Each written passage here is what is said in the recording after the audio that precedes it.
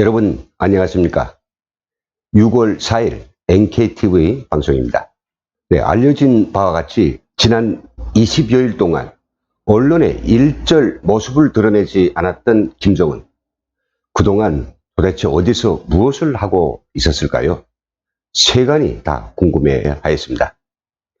그는 목이 조여질 대로 조여져 이제는 숨통이 꽉 막혀버린 이런 지경에 이르자 이와 같은 경제적 난국을 타개하기 위해서 대단히 엉뚱한 전략을 모색하느라 밖으로 나올 새가 없었을 것입니다.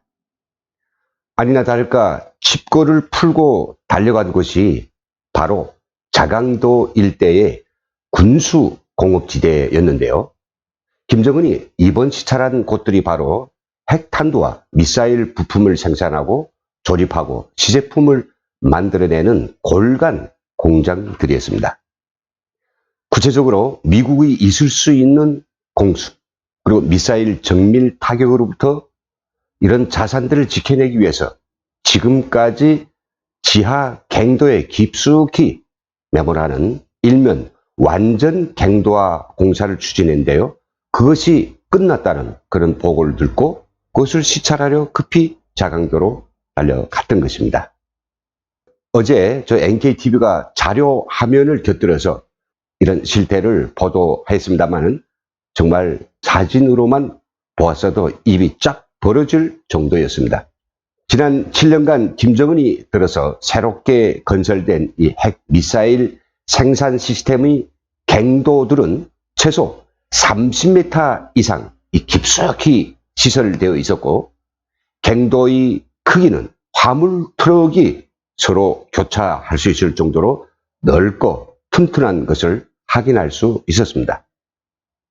한 것은 한미연합전력이 실전 배비하고 있는 지하 구조물 파괴용 벙커 버스터 GBU-28이라고 하는 이 폭탄은 유사시에 북한이 핵 미사일 기지와 전쟁 지부 등 지화화된, 즉 갱도화된 핵심 전략 표적의 초기 무력화를 위해서 30m 깊이까지 뚫고 들어가서 이 폭탄 하나만 가지고 갱도를 초토화할 수 있는 그 중량만 해도 한 톤 이상 되는 어마어마한 파괴력을 자랑하고 있죠.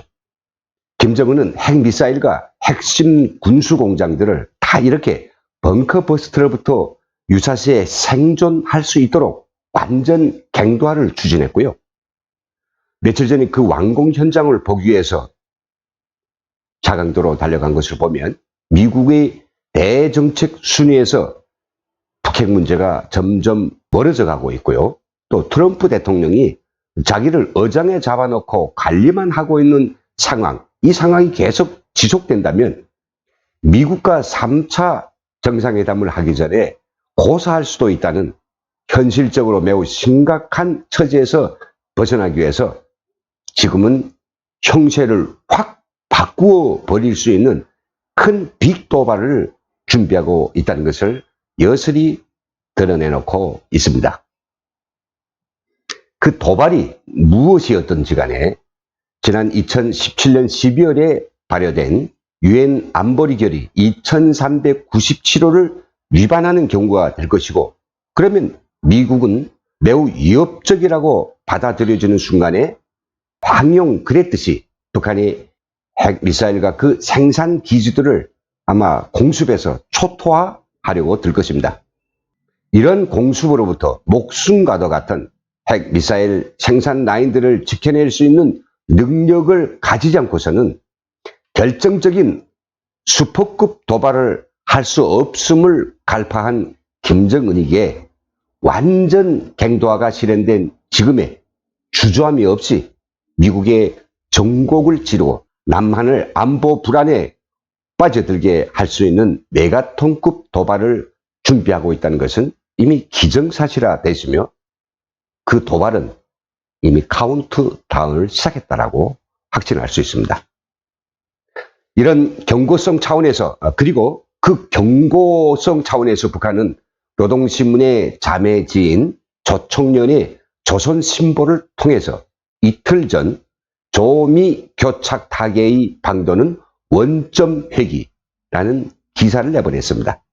네, 그러면 조선신보의 기사를 함께 보고 중요 대목들을 제가 읽어보도록 하겠습니다. 하노이 결렬 원인이라고 하는 부제하에서 그들은 이렇게 내까리고 있습니다.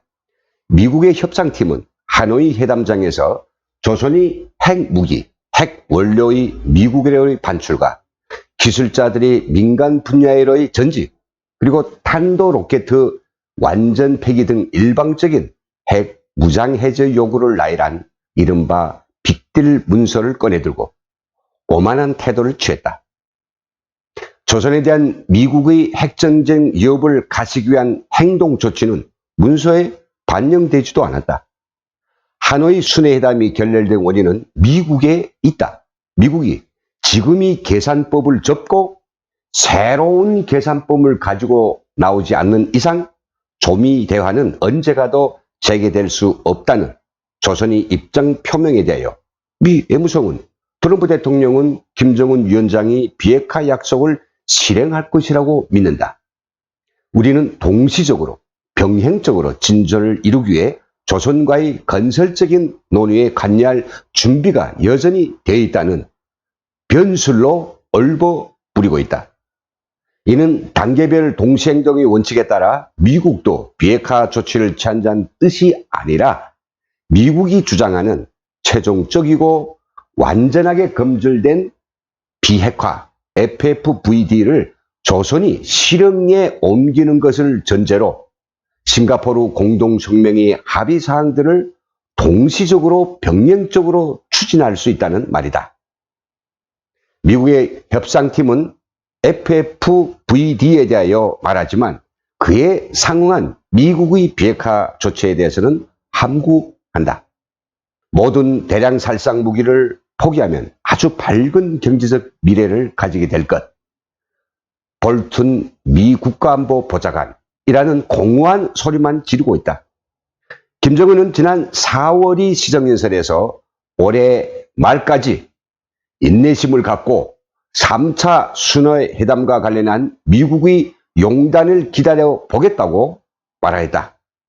조선은 최고 지도자가 천명한 대미 입장에 담긴 뜻이 미국은 우리를 핵 보유국으로 떠민 그는 비핵화를 가로막는 장애물을 최선으로 올해 말까지 치워야 한다는 이 권정군 애무성 미국 담당 국장이라고 밝히고 있다는 것이죠. 조미 교착을 타개하는 방도는 원점으로 돌아가는 것이다. 제시된 시한 내에 미국이 건설적인 방안을 가지고 나온다면 조선도 그에 상응하게 무엇인가를 해줄 수 있을 것이다.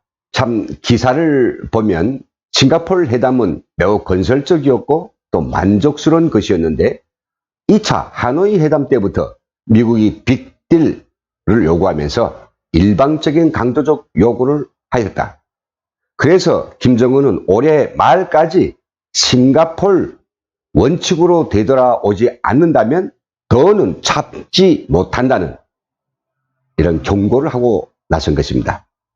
자, 그러니 대선을 의식해서 김정은을 협상 테이블에 붙들어 메어놓고 먹이도 안 주고 어장만 관리하는 격인 이 트럼프 대통령, 그리고 그 상황에서 벗어나 보려고 새로운 빅 도발을 획청하는 김정은. 누가 먼저 주도권을 주고 어떻게 난세를 풀어 나갈 것인가? 사실 따지고 보면 말이죠. 시간과 기회는 미국과 북한에 고루 나눠진 것처럼 보입니다. 하지만 분명한 것이 하나 있습니다. 그것은 미국은 자국민과 국제사회의 평온과 안정을 위한 이 정의로운 빅딜을 요구하고 있는 것이고, 김정은은 한반도와 국제사회를 핵참하로 몰고 가는 부정의 빅 도발을 일으키려고 하고 있는 것입니다.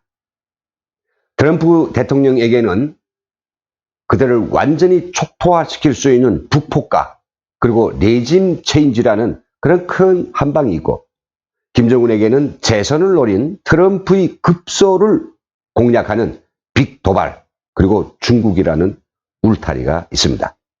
얼핏 보면 형세는 트럼프 대통령에게도 그리 유리할 것만 같지는 않습니다.